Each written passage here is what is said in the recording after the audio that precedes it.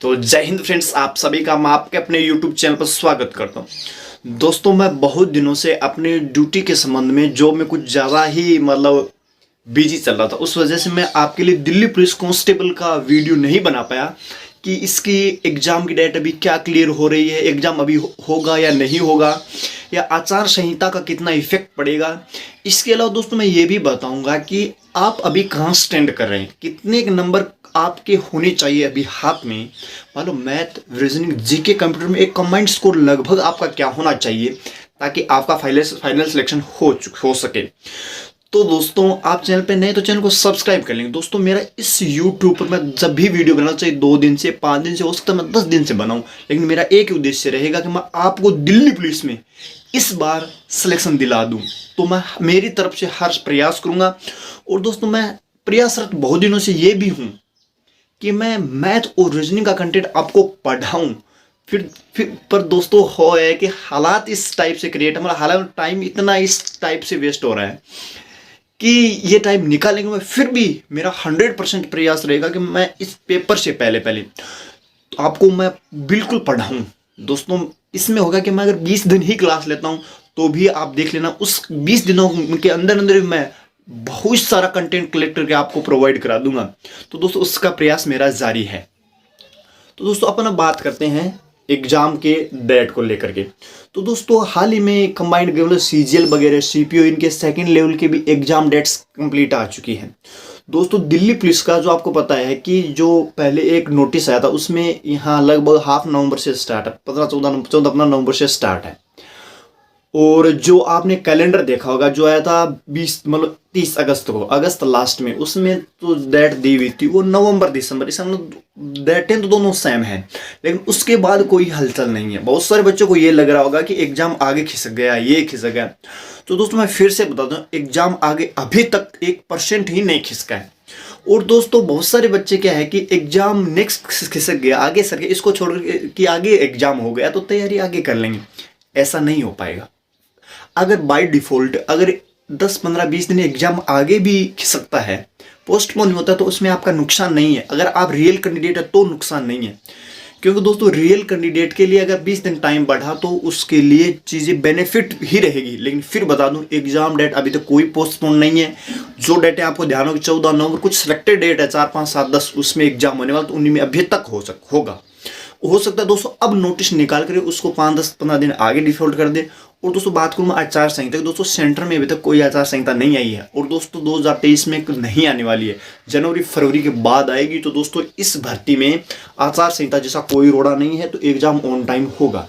अब दोस्तों बात करते हैं कट ऑफ कहाँ तक जा सकती है। अब बहुत सारे कैंडिडेट क्या है कि दोस्तों उन प्लेटफॉर्म से, बहुत सारे प्लेटफॉर्म है दोस्तों, आपको पता होगा ऑनलाइन जो एग्जाम करवा रहे हैं, एग्जाम वो एक ऑनलाइन प्लेटफॉर्म प्रदान करें कि कैंडिडेट को पता लग सके कि क्या है उसमें। क्या बहुत सारे जो प्लेटफॉर्म है वो पेपर नॉर्मल से ज़्यादा हाई बना रहे हैं, तो उनका स्कोर कैंडिडेट्स का डाउन आ रहा है। कुछ प्लेटफॉर्म हो सकता है ईजी का बना रहा हो तो उनका नॉर्मल कट ऑफ से ज़्यादा जा रहा है। अब कैंडिडेट्स को ये है कि सर क्या किया जाए, क्योंकि कुछ जैसे अपने रोजगार विद अंकित वाले सर है, तो उन वो पेपर लेवल से अच्छा खासा स्टैंडर्ड बना रहे हैं, तो उनमें कैंडिडेट्स के नंबर 50 के अंदर अंदर आ रहे हैं, और कंटिन्यू तैयारी करने वालों के 50, 52, 55 आ रहे हैं। तो ये क्या लोचा है। तो दोस्तों, मैं बताता चलूँ, चाहे कोई भी सर हो, इनका सभी का टेस्ट भी दीजिए, जो स्कोर आ रहा है उसको ठीक ही बनिए, ठीक है। लेकिन दोस्तों, जो पेपर बनने वाला है वो एवरेज बनने वाला है, ना तो रोजगार विदन के। दोस्तों, ये पेपर बहुत अच्छे स्तर का बना रहे हैं सर, तो इतने अच्छे सर दोस्तों मेरे हिसाब से इतने हाई लेवल का पेपर दिल्ली पुलिस में नहीं बनने वाला। इजी की बात करूं तो एकदम इजी भी नहीं बनने वाला, एकदम आसान आएगा वो भी नहीं बनने वाला।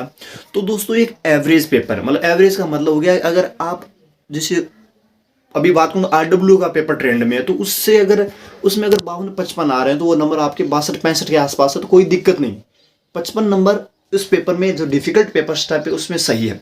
लेकिन दोस्तों, जो एवरेज आपका पेपर में बनना चाहिए, जो एक इजी लेवल का नहीं बोलूंगा, मॉडर्न लेवल का, ठीक ठाक लेवल, उसमें अगर आपका 65 स्कोर है, दोस्तों बहुत सारे कैंडिडेट ये बोलेंगे दिल्ली पुलिस में मेरिट 70, 75, 80, 90 जाएगी। दोस्तों, मैं पिछले बार एक स्टेप से गुजरा हूं, मुझे बनाने कोई भी ऐसी चीज नहीं है जो मुझसे छुपी हुई हो। तो दोस्तों, अगर आपका एक एवरेज पेपर में, एवरेज का मतलब जो एक ठीक ठाक पेपर हो, ना मुश्किल हो ना एकदम ईजी, उसमें अगर 65 से 67, 70 नंबर, दोस्तों मैं 65 से 70 की दे रहा हूँ रेंज, 65 से 70 स्कोर आ रहा है। तो दोस्तों डरने की ज़रूरत नहीं है, 101% सिलेक्शन होगा। लेकिन दोस्तों चीज़ें आपको ध्यान में रखनी है। ऐसा नहीं हो कि आप 100 करके आओ, उसमें आपके 75 बचे, फिर माइनस मार्किंग करके आप 65 पर आओ, 68 पर आओ, फिर आपका नॉर्मलाइजेशन है और आप जीतता हो। ऐसा मत करना। जो ये नॉर्मलाइजेशन और जो नेगेटिव मार्किंग है उससे बचना है। अगर आपको 70 आ रहे हैं तो आप 72 73 करें, 2-3 गलत आके 68 बचे, न कि 100 ठोक के 68 बचाएंगे तो आपका कोई नॉर्मलाइजेशन नहीं होगा, आपको फायदा भी नहीं होगा।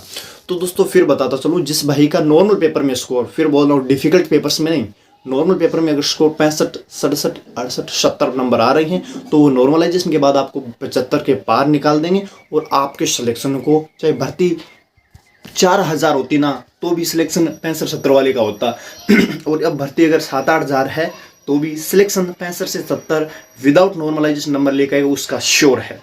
तो दोस्तों मैं उम्मीद कर रहा हूँ आपका हर डाउट क्लियर हो रहा है।